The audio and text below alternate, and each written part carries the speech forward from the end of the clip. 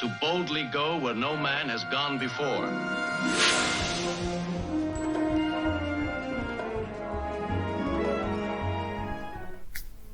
Hey everybody, this is episodes 11 and 12 of Star Trek. This is the Menagerie part 1 and 2. This is an episode that's going to have Pike in it. It's going to feature a lot of footage from the cage, and it's an episode I know a lot about. So, if you want to skip this one, I don't blame you, I don't mind. But I'm sure there's going to be a lot of stuff that I don't know about too, going on in the outer story. But just so you know up front, I'm very well aware of this episode and all the footage that we're about to see as well from the cage and just the whole general gist of it. But maybe we can have fun with it anyway, you know, as usual. Keep your eye open for Sturgeon and for other people. And yeah, let's get into it. Let's get straight into it. Last time, I forgot to talk about last time. Last time we had a Corbomite maneuver. One day I'll be able to say that without hesitation. It was all about a flying Rubik's Cube in space. And Kirk had to solve it. He had to solve it. Spock didn't know. Spock isn't human, you see, so he had no idea what a Rubik's Cube was. So he had to rely on Kirk. Kirk's inventive solution was to take out the little cubes, and stick them back in together in the right order. Maybe consider taking the stickers off Kirk. That might have been easier, but he's more of a hands-on type of person. Anyway, we solved that episode, and we got the secrets of eternal life. You remember, don't you? That one? Let us get into this two-parter. Part 1. Look at this funny looking planet. It's purple. Ooh! Oh, I like the look of this. Something that looks like Saturn. Lots of moons. I like that she gets the music instantly. The main trio. Welcome to Starbase 11. The Commodore's waiting to see you. He's curious why you suddenly changed course and came here. We received a subspace message asking us to divert here immediately. Base sent no message, Captain. Oh, a mysterious message. Oh, is that... This base sent no message, Captain. She just walks off. You want to get to the bottom of it? Kirk, look at the smirk Kirk has on his face. Wow. Beam down, meet an attractive lady. The music is playing. We've got planets in the sky. Starbase 11. It's a cool image, though. I'm glad they're still doing the nice backdrops for different locations every now and again. Anyway, mysterious message. She's gone off to find out about it. Or something. She didn't even say follow me. She just walked off.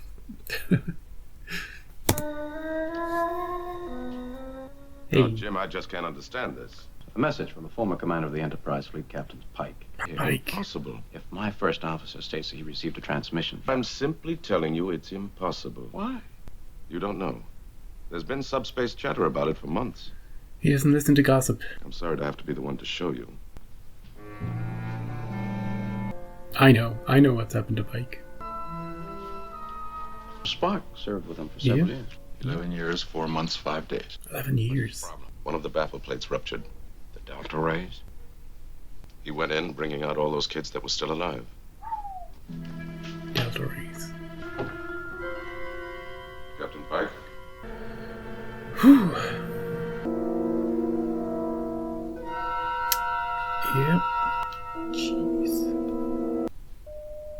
Did you send the message? 2 flashes mean no. 1 for yes, 2 for no. Chris, if there's anything I can do for you. 2 flashes. Get out of here. Captain Pike, may I remain for a moment? Oh yeah, Spock. You know why I've come, Captain. It's only 6 days away at maximum warp. No, Spock.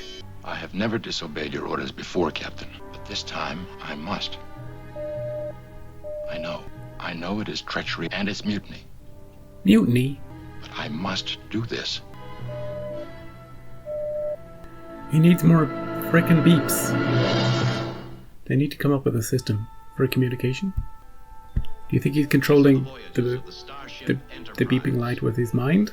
I could set up a different way of, so he can say more than just yes or no.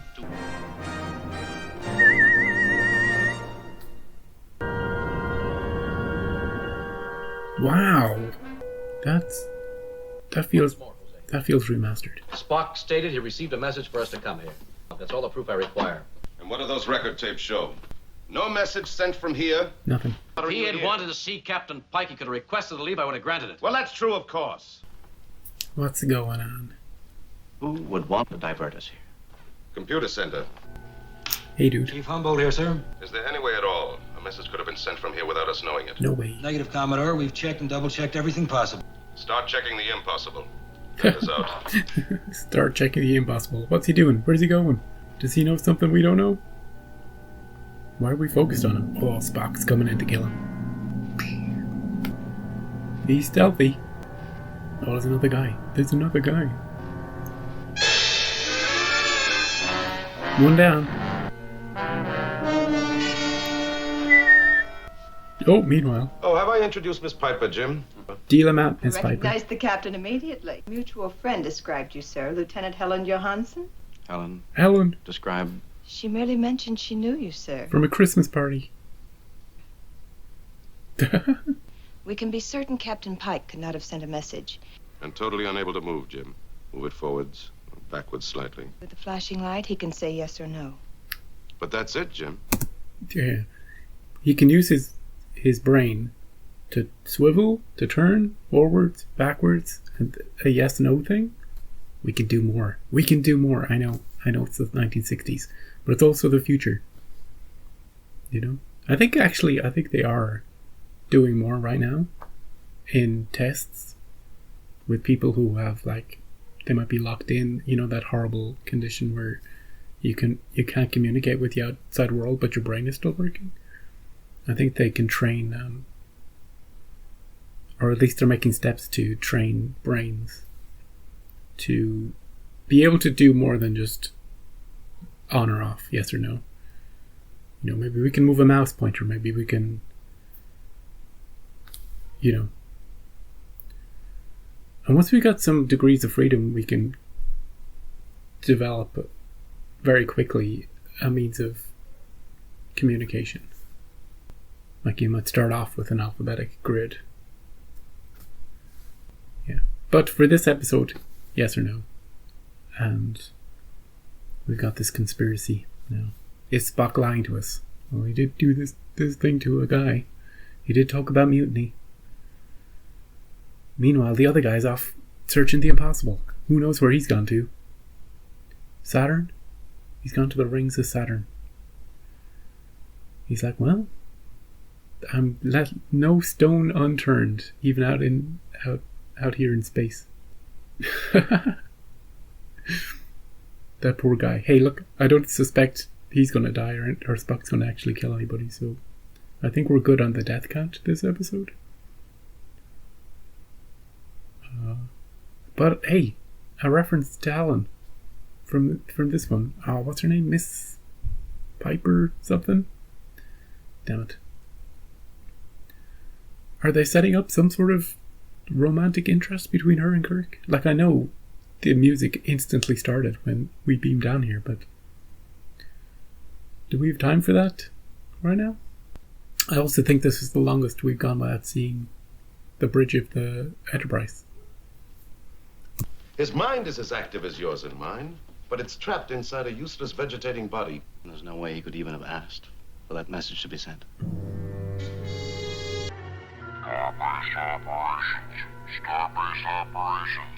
Starbase operations. Stand by to receive new orders, Enterprise. He's sending a fake transmission? Stand by to receive new orders. Okay. Data be fed directly into the ship's computers. Directly into the This is top secret and scrambled. Oh. Sir, this is a security area. What are you doing Yeah, here? just I have checking security this. clearance. This Who gave you clearance? Cross-circuiting it. Repeat, Enterprise to Starbase. Orders received. We need operating confirmation from the ship's captain. This is Captain Kirk. Oh, he's got We his have voice. confirmation, Miss Uhura. He's got his voice. How can I handle the helm if I don't know where we're going? How about this? Mr. Spock is with me here. He'll answer all questions. Kirk out. Ship's computers will handle the helm on this voyage, Mr. Hansen. Yeah, don't worry about it. You will not discuss this with ship's crew or starbase Or me, or the captain, or anybody. We'll warp out of orbit in 1 hour. That was the goofiest fight I've ever seen. Just trying to throw each other off the panel. Keeps blinking no. No to what? He's almost agitated himself into a coma. How long will he live? As long as any of us. Now, that man can think any thought that we can. Love, hope. But he can't reach out, and no one can reach in. Keeps blinking no. No to what? Hey, I'm pausing it here just to note the color of the episode so far. In every room we've been in. I presume we're still down on the starbase. I like what they've done with it. You know, it's not just the backdrop of the planet and the sky and the moons and all of that. It's also the design choices inside the base. They made it look very different to the ship itself. Yeah, I like it. Right, back to it. They could question him for days, weeks, before they stumble on the right thing.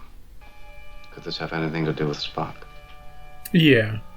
Jim, forgetting how well we both know Spock, the simple fact that he's a Vulcan means he's incapable of telling a lie. He can't lie.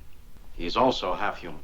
And that half is completely submerged. Someone's interfering with my command and my ship. If I thought you had the technical know-how, I'd suspect you, but you don't. Spock does. You would not.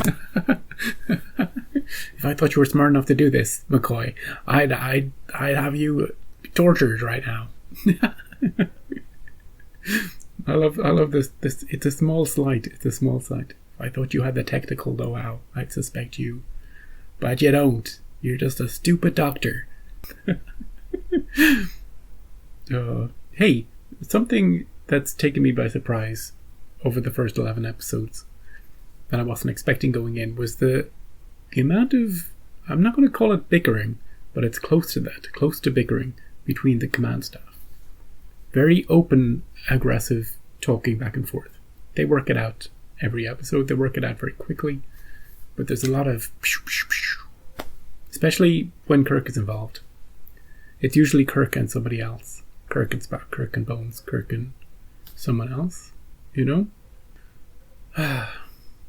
It's refreshing in a way. But to question Spock of all people, me, yes. I could run off half-cocked given a good reason. So could you. And not Spock.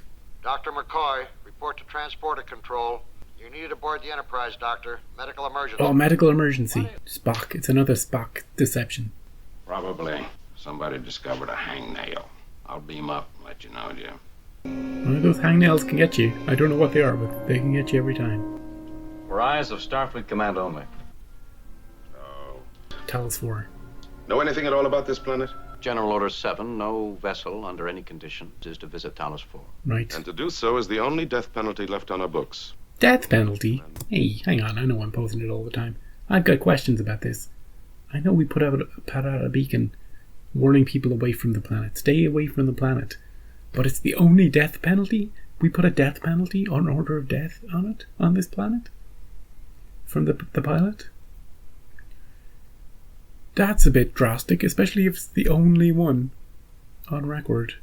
We can do anything else. You can go around murdering people. You can go around poking them with a stick. But under no circumstances are you to go anywhere near that planet, or we're going to kill you.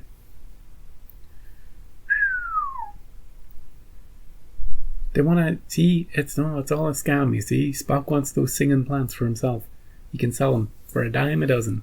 And after like 1,000,000 years in compound interest, you'll have all the money in the world. won't he? Oh, that's But cool. it does name the only Earth ship that ever visited the planet. That was cool. Commanded by Captain Christopher Pike.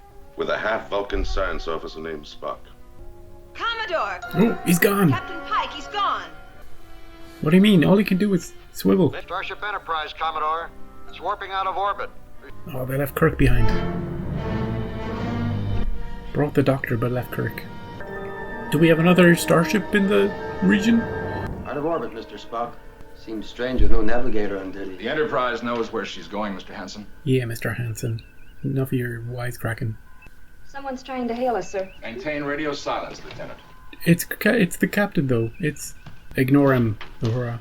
Per Starfleet orders, this date, I've been placed in temporary command of the Enterprise. Starbase Command has assigned Captain Kirk medical rest leave until our return. Ooh. What's going on around here? Doctor, I regret they elected to keep certain things from you. Will you come with me, please? Don't trust him, Bones. He's leading you into his tortured chamber. He's not. He's not. Yep. What is this, Spock? I'm recording you this message, Bones, so there'll be no misunderstanding. You are not to disturb Captain Pike with any questions. Simply take good care of him. Follow Spock's instructions to the letter. Follow Spock's instructions. Yeah, Bones won't buy that. He's blinking. Sir, scanners report an object following us. Is it a Rubik's Cube? Bet you Kirk's on board, whatever it is. Shall we reverse Take helm? no action, Mr. Hansen. We'll make no contact. Oh, this is crawling like a snail. Do we have the three in here? Kirk and that woman and the commander guy? Enterprise, Commodore Mendez and Captain Kirk. Fuel is down to 63.3. If we turn back now, we've just got barely enough to get us back. Keep going. Keep going. Measure object now following the Enterprise. It was about this big. Running out of fuel. A Class F shuttlecraft. How long before shuttlecraft's fuel supply forces return to Starbase? It's already past that. Shuttlecraft is already past point of safe return. Gotta go back from Spock. I know it complicates things. Gotta go back. Hope they brought some food with them. And some water. You had no right to come along. Rank hath its privileges. 2 hours of oxygen left. 2 hours of... What kind of a stupid shuttlecraft is this? 2 hours of oxygen left. Jeez, must be very short range. It doesn't matter how quickly they've been chasing the Enterprise. Do you know? There should be weeks or months or years of oxygen in these. I know it's relatively... Hey, this is the first time we've seen a shuttlecraft, isn't it? I know, we're just adding a bit of jeopardy to the situation. You know, like in previous episodes where we've had the crazy orbits where the Enterprise is going to go hurtling into the planet of doom, or, you know, we're running out of lithium and we're going to... We have to have a clock on things sometimes, just to add a bit of urgency to the situation. I thought the lady was going to come too.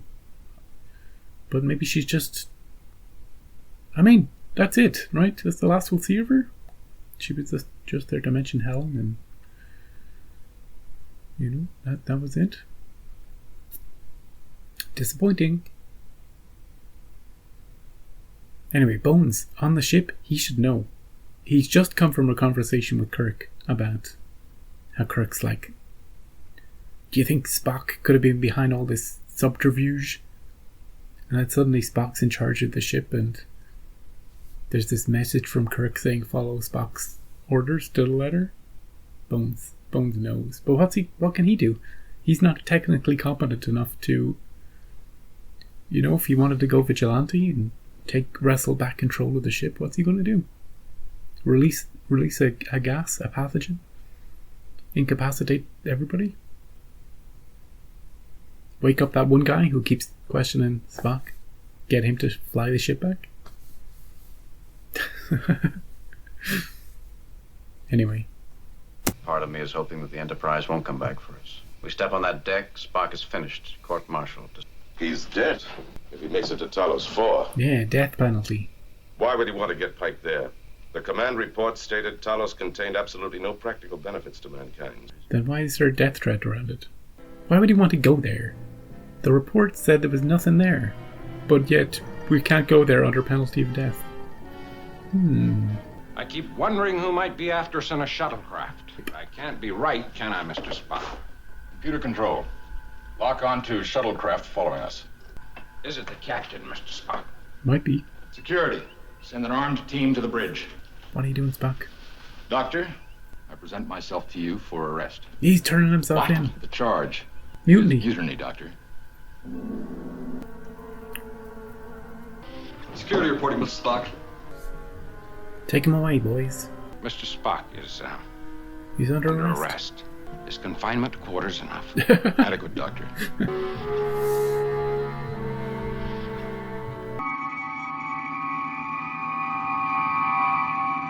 Commander, where's Mr. Spock? In his quarters, sir, under arrest. Confined. His quarters. After what he's done, Lieutenant? The engines are coming on. Disengage computer control over. We can't disengage, Captain. he's locked the it helm out. does not respond. Get on it, Scotty. Pull the plug. Computer control cannot be disengaged until vessel reaches planet Talos 4. Spock is spying on everybody. A preliminary hearing on Lieutenant Commander Spock is being convened. Sir, I waive counsel. Further, I waive rights to this hearing and request immediate court-martial. What? Wait, no, Spock. Request denied. Calm down. Mutiny requires a trial board of no less than 3 command officers. Sir, I must point out that there are 3 officers of command rank available. Captain Christopher Pike. Oh. We didn't have the heart to retire him, Jim. He's got you. Whatever he's up to, he's planned it well. No, they got their court-martialing outfits on. Spock, what has it accomplished to go there? Or to take Captain Pike there? I want to know why. That's top secret. Request monitor screen be engaged. For what purpose? Let's have a look. Comply with the request you just made, sir. By asking him why, you've opened the door to any evidence he may wish to present. He's got you with his legal mumbo-jumbo. Present your evidence. Oh, here we go. Here we go. This is 13 years ago. Hey, how do we get a camera outside the ship? Was that really you on the screen? Beep. No vessel makes record tapes in that detail. That Yeah. perfect. Your evidence is out of order. I am forced to contest that, Commodore. I want to see more. I want to see the movie. Screen on, Mr. Scott. Isn't that Nurse Chapel? As I stated, gentlemen, we were on routine patrol when the ship's sensors detected something. Oh, the thing blinking. The red thing blinking. It's coming the speed of light. Collision course. Evasive maneuver, sir. Steady as we go. It's a radio wave, sir. We're passing through an old-style distress signal. Can we talk about that? I don't think I talked about it during our cage watch through. The thing that was coming at them at the speed of light that they were passing through was a radio wave. An old style radio wave. Whoa, brace yourself. The radio wave. We're getting ancient alien radio.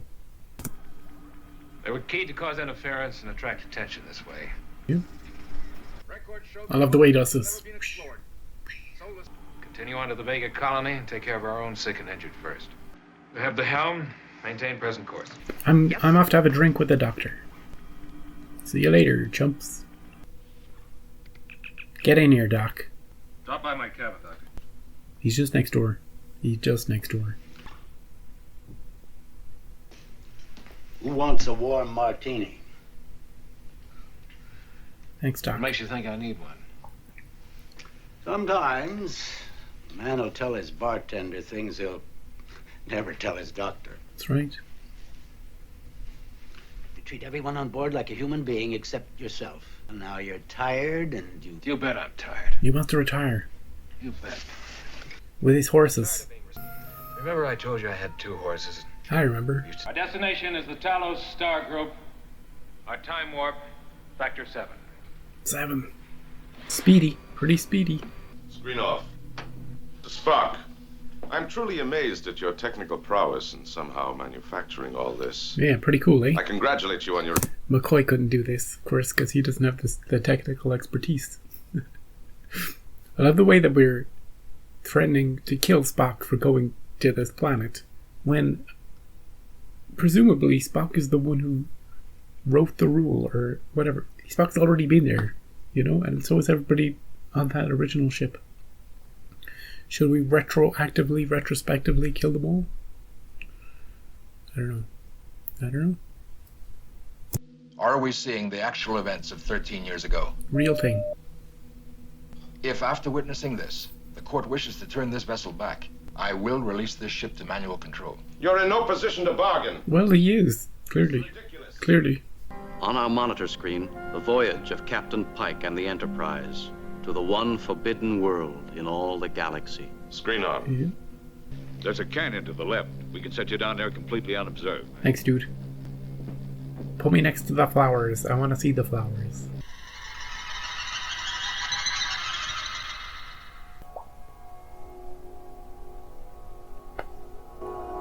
I hear them. Do you? Oh, I'm looking forward to the guy asking how Earth is. Is Earth okay?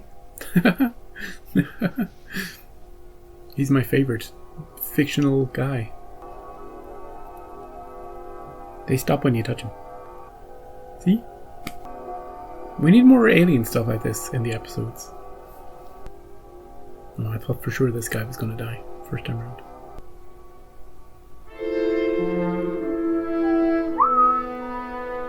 Say the line. Say the line. Is Earth all right? Same old Earth and you... Oh, a lady. A pretty lady.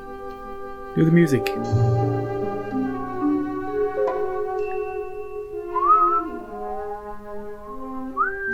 This is Vina. She was born almost as we crashed. Oh, are we seeing this part as well? Is Kirk seeing all this stuff? Shouldn't they be freaking out up at the court martial? Who are these alien creatures? No. Prime specimen. Prime specimen. I didn't get that last message, Captain. Don't worry about it, number one. You just stand here. You're a perfect choice. Yep. She warbled out of existence. They all warbled. They're gonna psh. They're gonna psh.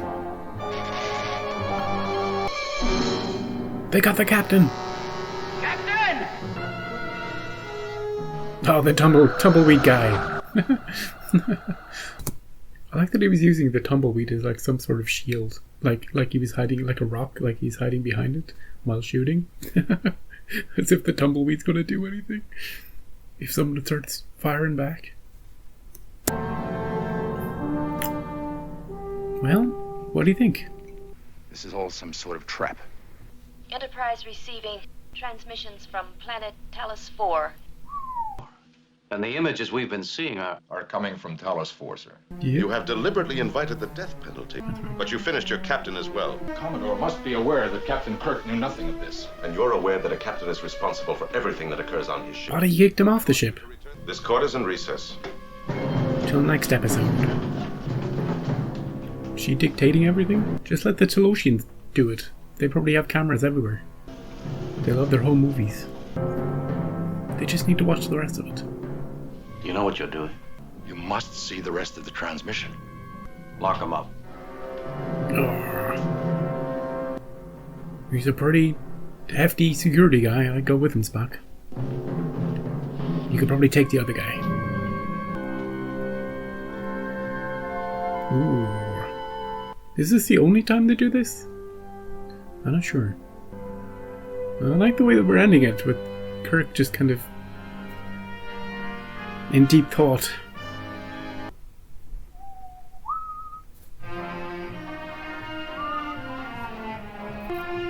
Hey, we haven't seen that part yet.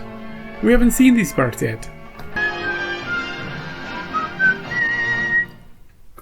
That was part 1 of the Menagerie.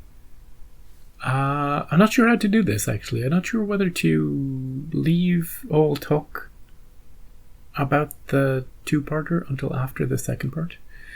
The edit for YouTube will be quite difficult and different.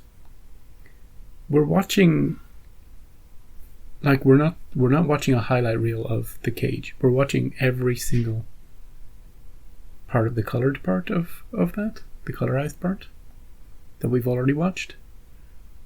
So sure, I'm saying slightly different things and talking about slightly different things, but the edit will be much squashed. There's no point reliving everything beat for beat. That'll just bore you, you know. I can't skip over it because of synchronization issues in editing. I won't be able to figure out where I paused it and where I skipped to and anything like that. So I'll just watch it straight through. I like the mystery part of this first episode. In fact, a lot of it. Especially the look of Starbase 11. The skyline. The interiors. The color choices. And it's interesting that anybody watching this for the first time on TV will not have seen the cage already. So what are they thinking when Spock is suddenly acting out of character? When he's doing things behind Kirk's back, when he's taking control of the ship. I think it's very clear, even if you haven't seen the cage, that Spock's intentions are ones to root for. I don't think anybody was watching this for the first time thinking, God damn it, Spock, we gotta kill him. It's mutiny. We gotta get him. Because the story, everything is that kind of Spock turning himself in and his conversation with Pike, you know, alone together, it shows good intentions. And I think it's very clear that he has good intentions when it comes to what he's doing. And we just need to let him show you the footage, and then we can make our minds up at the end of it.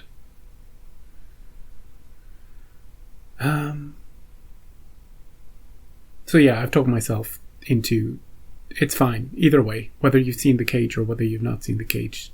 Your attitude towards Spock in this episode is the same, although your brain is probably thinking, what's going on in this planet? What? You know, because you haven't seen anything yet. You don't know who these crazy big brains are. You don't know where they've taken Pike, what happened to him. You know? You don't know how that story ends if you haven't seen it. Anyway, I think I will keep this short. I'll keep this part short and then I'll get straight into the next one, and then we'll have a big long conversation about the two-parter at the end of it. I think that's the best way to do it. So I think it's best, maybe copyright-wise, to split them into two videos, parts 1 and part 2. So I will see you directly over at part 2. I won't even turn off my camera, and we'll just get straight into part 2. Okay? See you there. Hey everybody, it's me from part 1. I'm just getting the second episode ready. If you haven't seen part 1, what are you doing? Why don't you get back? Go back to part 1. You're not ready. You're not ready for part 2. Part 1 was all about a beautiful lady, very early on. That music starts. Skylines, beautiful interiors, a very beautiful episode. And a mutiny of sorts. Are you ready for all that? Jam-packed into one episode. Also a new guy on the ship. He was captain for a brief time, whose name escapes me. But he was acting captain for a long while. For the first half of the episode. We also got to see the first shuttlecraft. And we're in the middle of a trial, a court-martial, to see whether or not we should. Well, it's not just about court-martialing Spock, it's about killing him if we reach the planet. The thing about this planet is that the only reason we're not supposed to go there is because the Enterprise decided that themselves, didn't they? At the end of the cage. They said, look, we'll send up a thing saying never go there. Don't worry about it. You know? But it's kind of working against them now. Because both Pike and Spock are going back, and Starfleet's like, you can't go back. You said that we couldn't go there in the first place, so you said it. Your rules. But maybe Starfleet made that decision by themselves. But they wouldn't have seen any of this footage. They would have just got the reports from Pike and Spock. and then decided based on the reports. What did they write in the reports? Nobody should ever go here on penalty of death? I don't know. These are the questions I presume I will still have at the end of this episode. Now this part will be... We basically just started the cage at the end of the last episode, so this will have a huge chunk of footage. With Vina and Pike and horses and green ladies and barbarians and birdmen.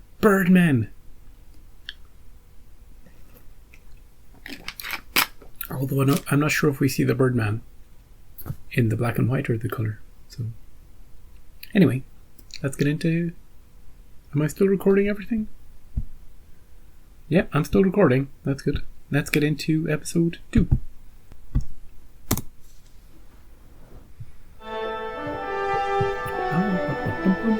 How do you plead to the charge of unlawfully taking command of this starship? Guilty. Guilty. And of forcibly attempting to transport Captain Pike to that planet? Guilty. Yeah. Why?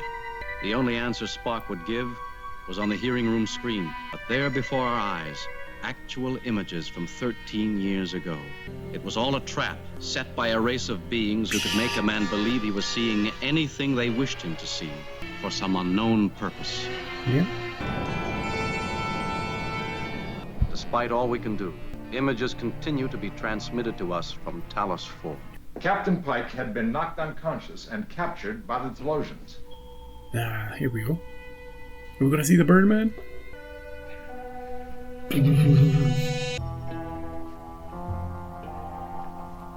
Birdman. Commander of the Space Vehicle Enterprise from a stellar group at the other end of this galaxy. Yeah. Oh, we're at the other end of the galaxy. You'll now see the primitive fear threat reaction. Run at it, Pike. Frustrated into a need to display physical prowess, the creature will throw himself against the transparency. Do it anyway. What did I say first time round? I'll throw myself at your transparency. The inhabitants of this planet can read our mind and create illusions out of a person's own thoughts, even out of a person's own desire. I'm posting it again. I think I posted it the first time as well. It's so crazy, the leaps of logic here that the Doctor takes. He just figured it all out. He's just like, they know they can dig deep into our psyches. They know. We haven't seen that part of the episode yet, Doc, where they're reading the captain's memories and presenting illusions to him. Well, I guess this guy's he's smarter than Bones anyway. He could probably hack the computer system. Well, I wouldn't trust him. That's why we got rid of him. That's why Kirk got rid of him. He couldn't trust him. It's like, you know this ship too well. Get off my ship. I'm only taking Spock. That's it. He needs help. If we start buzzing about down there, they could reach out and swat this ship as though it were a fly. I read most strongly a recent death struggle in which it fought to protect its life. This is my favorite planet we're going to. My favorite skyline. Yeah! It's so magical looking, you know? Come on! It's deserted. There'll be weapons and perhaps food. Hey look, Starbase 11 is over there. I was in a cage, a cell, in some kind of a zoo. No, you weren't. Yes, he was still inside his cell. Delusions controlled his brain. And could make him live any place, any situation they wished. This guy looks super cool. If you attack while it's not looking. Why don't you attack it? You get out there. If it's so easy. No, I chopped off your thing. No, she did try.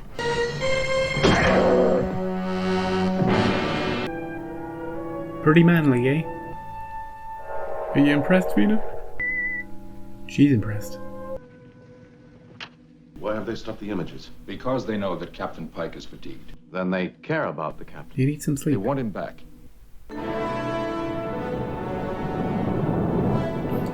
Reconvening court-martial of Mr. Spock. Oh, there's that strong guy. From the mysterious planet now only 1 hour ahead of us. The story of Captain Pike's imprisonment there.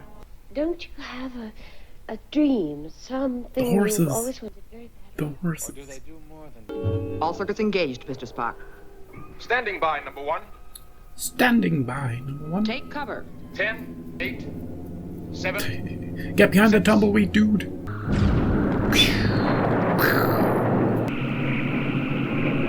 Meanwhile, the mountain in the background is getting eviscerated.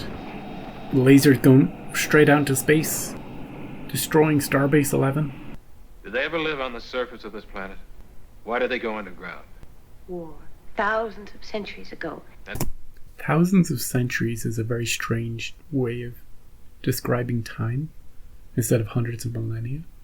You know, to give the bigger number first is strange.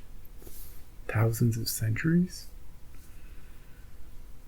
But that's not the last time we hear it in Star Trek. I think Guinan says it too. When she's talking about the Borg. I could be wrong about that, but I think so. They're made up of organic and artificial life, which has been developing for thousands of centuries.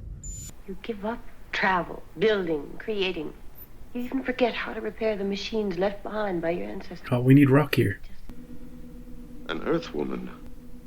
Then you were captured as breeding stock. Beep. Yeah, finally the horses. Want some finally. coffee, dear? Did we make the background look better?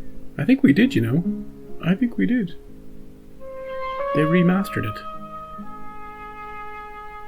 Unless my brain isn't malfunctioning. Hey, Mr. Ed, how you doing? Ed? My, it turned out to be a lovely day, didn't it? Sure did. And all that. Hey, he's like Spock. He's like Spock.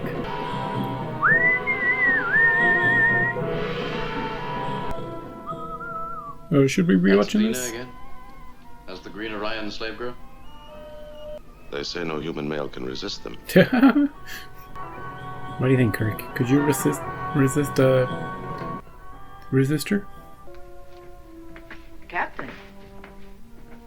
No, let me finish! Now he's got a choice.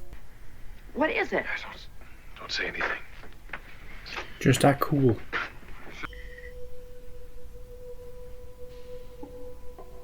This guy's sneaking around the back. Whoop, whoop, whoop, whoop. Just grab those phasers in case anything happens. Got him! Got him! I'm gonna gamble you're too intelligent to kill for no reason at all. Yeah, you handle number 1.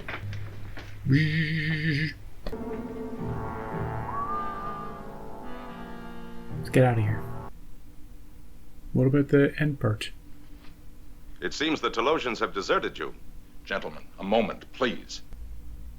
Nothing. Guilty, yes or no, Captain? Beep again. Yes. Beep again. I must also vote guilty as charged. No, Kirk, do you have 2 votes? And you, Captain? Use your chess moves. 2 votes. Guilty. Ah.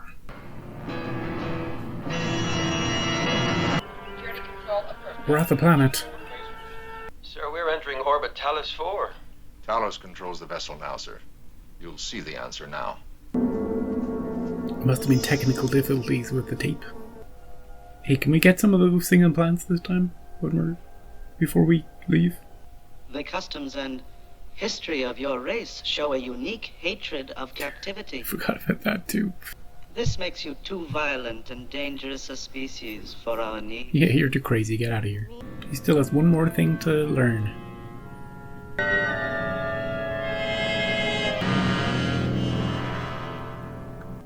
You see why I can't go with you. This is the female's true appearance. But they had never seen a human. Yeah, they thought we were all weird and hunchbacked. You'll give her back her illusion of beauty. And more. Yeah, we'll give her a U. A U! All decks, prepare for hyperdrive. Engage. And that's that. What you think, Kirk? Think what they could do for him. Commodore, don't you think that... Oh! I didn't know that part. He was just an illusion all this time, even on the shuttlecraft.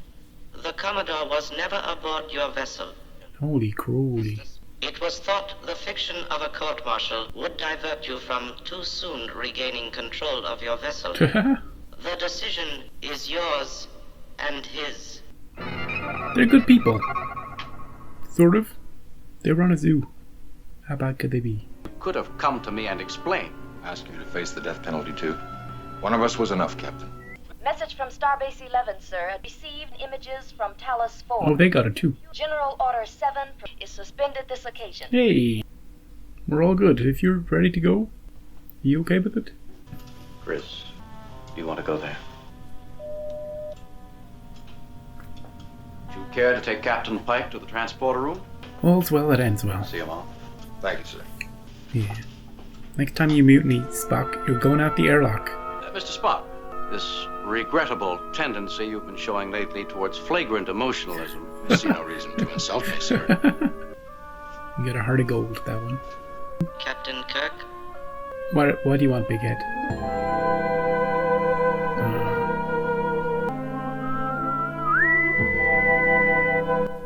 They're ending it in the same sort of way. With Kirk. Captain Pike has an illusion, and you have reality. May you find your way as pleasant.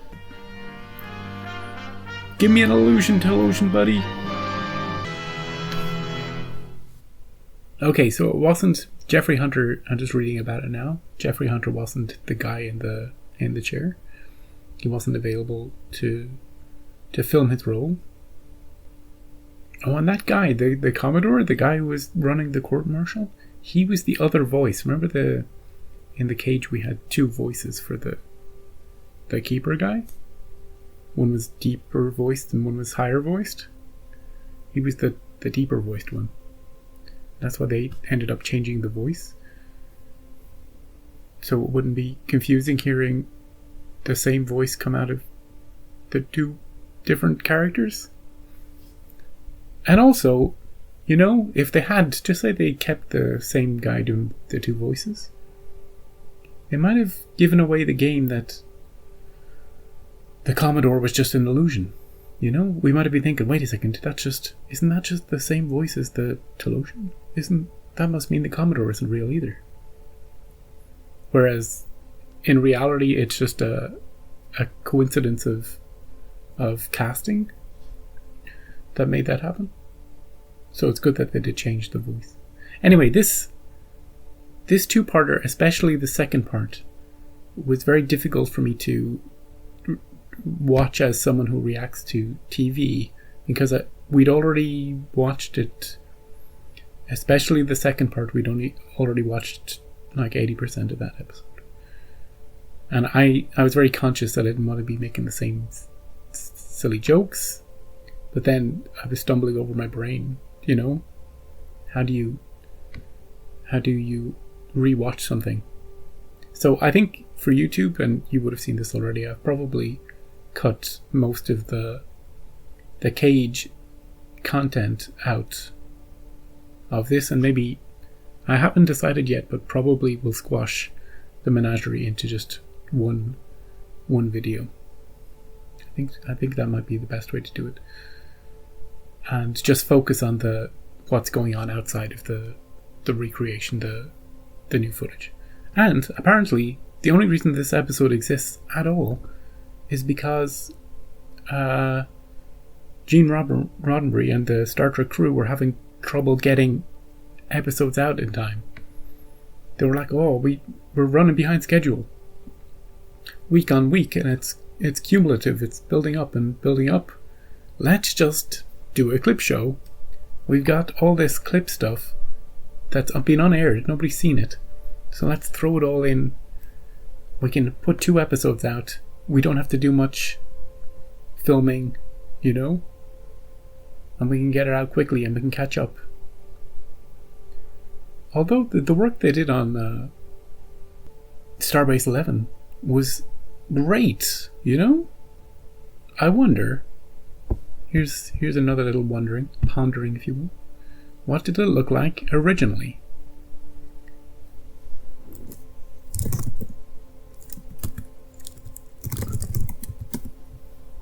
Oh, that's cool.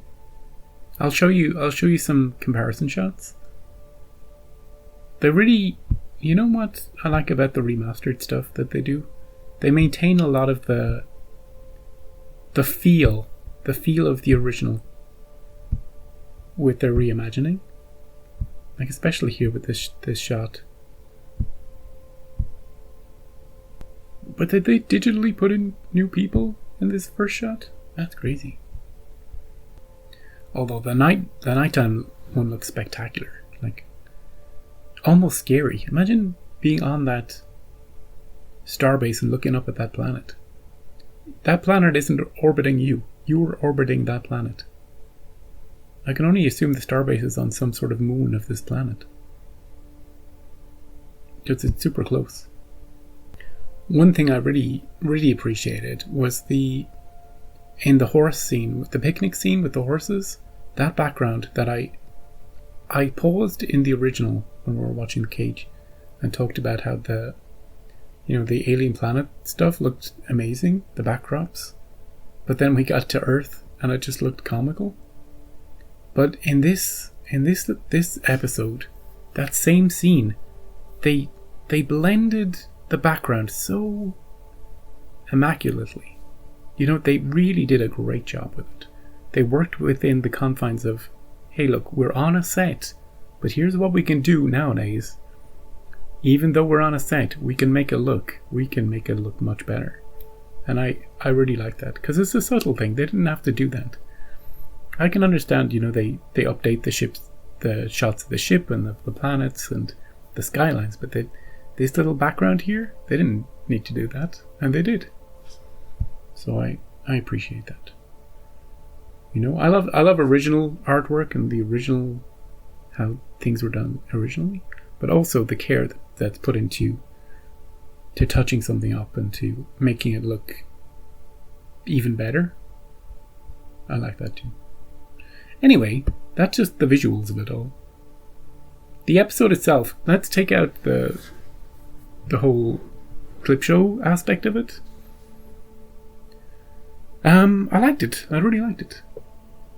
The story, it's a 1 episode story, with 2 episodes of footage in it. It deals with someone whose life is basically over. All they can do is beep yes or no, move forward, backward, left, right, and it's a smart thing, because it's almost as if The Cage was written for this episode, because what they can do, they can read your mind and make you experience things, is the perfect solution to the problem he's in. Even though the 2 episodes were written the other way around, it's almost as if The Cage was written for the Menagerie. And it's literally a no-brainer. Go to the planet, be with Vina, and live happily ever after. I'm not sure how much procreating they'll be doing. I don't think that's... I guess maybe they could rebuild them as well. They can certainly give them both the illusion of being young and happy. And it was clear that even in the pilot, he did have an attraction to her, and she was completely madly in love with him. So it'll work. It'll work for a couple of years, till they get tired of each other. But then the Telosians can just, I don't know, work their magic. I don't know. It's a very sweet, happy ending, sweet episode. I also like episodes where one of the characters seems to be acting out of character and takes control of a ship. I've always liked Star Trek episodes like that. So it was cool to see in this first part Spock acting with authority, but also being completely shady. You've got your orders, top secret, nobody question anything. And the only thing that changed his mind was Kirk. Kirk was going to die in that shuttlecraft if Spock didn't turn around and get him, or stop and let him catch up. Spock was torn between 2 captains. He wanted one who he cares about both of these people. He wants to give back any sort of life to Pike. He has that loyalty, that friendship with him, but he's not willing to sacrifice Kirk in order to do that. So he has to balance both of those things. And yet, more importantly, he has to buy time for the ship to get them to the planet, and then, So the whole court-martial thing was just a ruse to distract Kirk, because everybody knew how smart Kirk was and how quickly he'd get back control of his ship if he put his mind to it. So they're like, no, we'll distract him with something else. A court-martial trial. He won't realize that it's just a time-wasting effort. It all worked out. And then Kirk accuses Spock of acting with emotion. No need to insult me, Captain. Great stuff. The rest of the crew didn't have too much to do. In the second part, they had basically nothing to do. I don't think Sulu was in this one. Scotty a little bit, Uhura a little bit. Bones had a big part to play in part 1. But he didn't fight against Spock as much as I thought he would, given that he'd already talked to Kirk in a scene prior. He would have been super suspicious. I could have seen, if the episode was going to go a different way, just say Spock had been taken over by an alien presence, an alien force. Just say Spock was actually the bad guy we needed to stop. I could see Bones getting the other crew together secretly to overthrow him in some way. Secret meetings. If the episode wanted to go a different way, if it wasn't about Pike and wasn't about what it was about. So yeah, this was a difficult one for me to watch, and this is the third time I would have seen it. First time when we watched it the first time, the second time when I was editing it, this third time right now, the fourth time when I'm editing this. So I'll know that cage stuff inside out and upside down. But for something that is ostensibly mostly a clip show of a previous episode, it really worked. The outside stuff and the inside stuff was complementary, and you could legitimately see it. If I didn't read about this production delay stuff and we have to rush something super quickly, I could understand it being made a two-parter. It's kind of cool on its own, especially if you've never seen The Cage. If you've never seen The Cage, this two-parter is really interesting. It's really compelling, You're like, ooh, hey, look, funny Spock.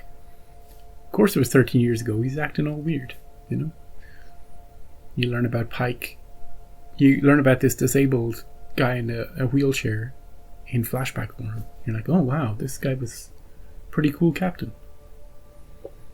You learn all that stuff. Right, next time we're going to have... What is the next episode? We'll resume our usual viewing, usual style, with The Conscience of the King. Okay. No idea what that's going to be about, but it's an interesting title. So I'm looking forward to that. I hope you are too. Come back next week for that. And yeah, I hope you enjoy these 2 parts of the Menagerie. And I'll see you next time.